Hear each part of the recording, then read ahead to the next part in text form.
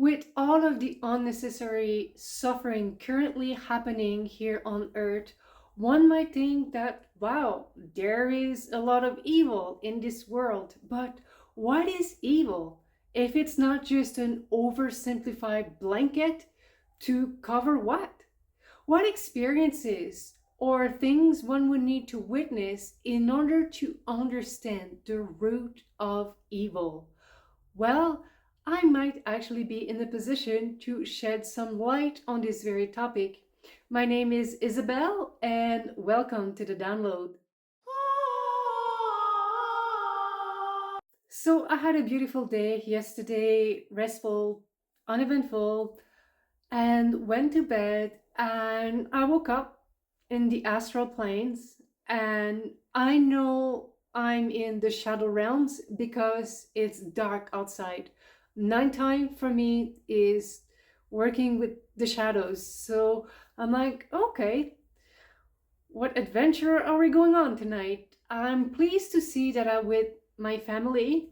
My father, my mother, my brother's there, and we are in a house. But the house is inside of a compound that has a lot of other apartment buildings and whatnot, and it's all like fenced in somehow. And noise start happening outside. There's like an energy of like doomsday, apocalyptic, like something is going very wrong and people are moving around frantically. And I'm like, oh my God. And then the attack starts. Now I know people are being hunted down, they're being attacked.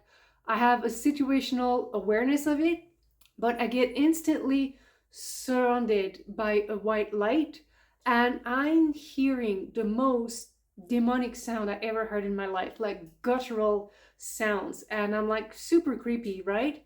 But this white light is there, it's protecting me, so I know I'm not here to succumb to the demons, so to speak. But I know I'm going to be safe, so I go back to this experience, and to my surprise, there are people who had the people who were actually conducting the terror were actually apes, and they had fur and everything. So everybody was like trying to run away from these mean apes that was just brutally attacking the humans. And now I'm getting across a little baby ape, and he's running towards me, and he seemed just as confused as I am by the behavior of his parents, and he's running towards me for safety. So I hide him somewhere, and for some weird reason, my mom and I are capable of escaping this terrible situation.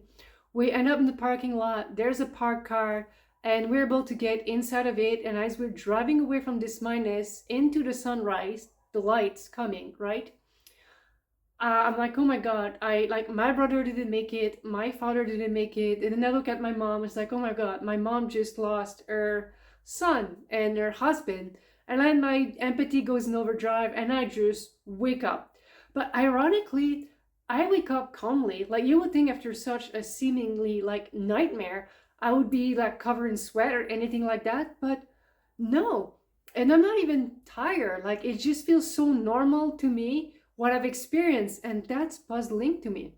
And I'm like confused. First, because it's not like I watch movies or things that could induce like this kind of violence. Like I meditate, I spend time in nature, and I'm happy in my current energies. Like I'm not in like I just do not understand why my mind would produce such a horrific dream. But I was in it, and somehow I'm calm towards the whole thing. And the first thing that comes to mind is the Queen of the Rooftop.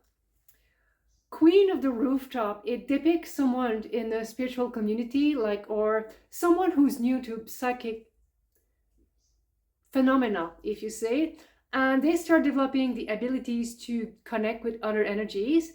And of course, they go for the top, right? Oh, I can talk to Jesus, I can talk to God, I can chill with the angels and all of these beautiful energies or elementals, and it's nice. But That's the rooftop. At the bottom of the building, so to speak, there's a basement with our demons and our shadows. And king or queen on the rooftop, when they go and they end up in the basement, are they confronted with their shadows or demons or whatever that they need to clear so the structure stays safe and sound, they start playing the victim and they're like, oh no, I can't handle this. And they get scared and paranoid and they don't actually do the work to clear their shadows. So over time, they just stay on the rooftop and eventually whatever castle of light they're trying to build crumbles because the foundation wasn't there to support it, because shadow work is what supports everything that we're going to build on top of it. So without shadow work, without looking at our own demons and being able to face them without playing victim, everything we're going to be building on top of that is going to crumble. So we refer to these people as king and queens of the rooftop, right? Because, oh yeah, like they're awesome up there, but really they never go down in the basement to do the work. So as I'm like entertaining these dynamics, I'm like, okay, so what was there for me to look into these dreams and that feel like there was so much like evil, demonic energy? And this is where a bunch of thoughts came into my mind.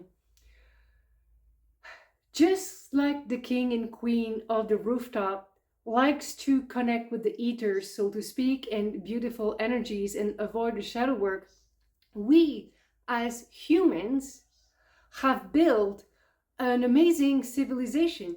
We have technology, we have medicine, we have actually great things happening, but is it built on a solid foundation? And from what I've seen, it is not. We share DNA with the animal kingdom. We share, I think, 80% of our DNA, and some of it even higher number, especially with apes. And some of these apes and monkeys have incredibly violent behaviors. Look at chimpanzees, that fight. They have very social structures, but there's also bullying, there's also fighting, there's all of these weird things happening, right? These violent things, behaviors. And conversely, we also have orangutans who are peaceful. And here's what I'm taking and gathering from this dream is, although we have done a great job as separating ourselves from the animal kingdoms, right? We are humans, we wear clothes, we have technology, we operate machinery, but yet, unless we start looking into our own animalistic behaviors, then we might as well have nothing. And I even suspect that until we actually look at our deeply rooted animalistic behavior that somehow are in the subconscious mind, everything that we build, as amazing as it is, will always collapse. So what is the good news in all of this? I really feel that it would be worthwhile to study the environment of orangutan and their evolution, as well as the one as more violent like chimpanzees, and see what are the differences in the two. Get anthropologists, get behavioral analysts. Well, we have a bunch of educated people who could really study this topic and really reflect it back into how our own environment perhaps have shaped us into more animalistic behaviors. And a second thing that I found noteworthy that I found in my dream was that in my dreams, my father and my brother didn't make it, but my mom and I did. And the difference there is men and women. And women are known to be nurturing and empathetic, and men are known to be more logical and perhaps grounded, right? And just our distinctions. Are these distinctions what driving society in the wrong direction? Like having too much intellect without a proper vessel for empathy and nurturing can lead to also perhaps population collapse. And I think these are good things to explore. Now, I don't proclaim to have any kind of answers. What I do have is very mystical experiences that allows me to ask myself questions. And the reason I share these videos with you is to generate conversations around these topics. So, whatever thoughts, opinions, feeling you have, please feel free to share in the comments so we can get a discussion going. My name is Isabelle. Thank you so much for joining me today. I enjoy the rest of your evening and hope to see you back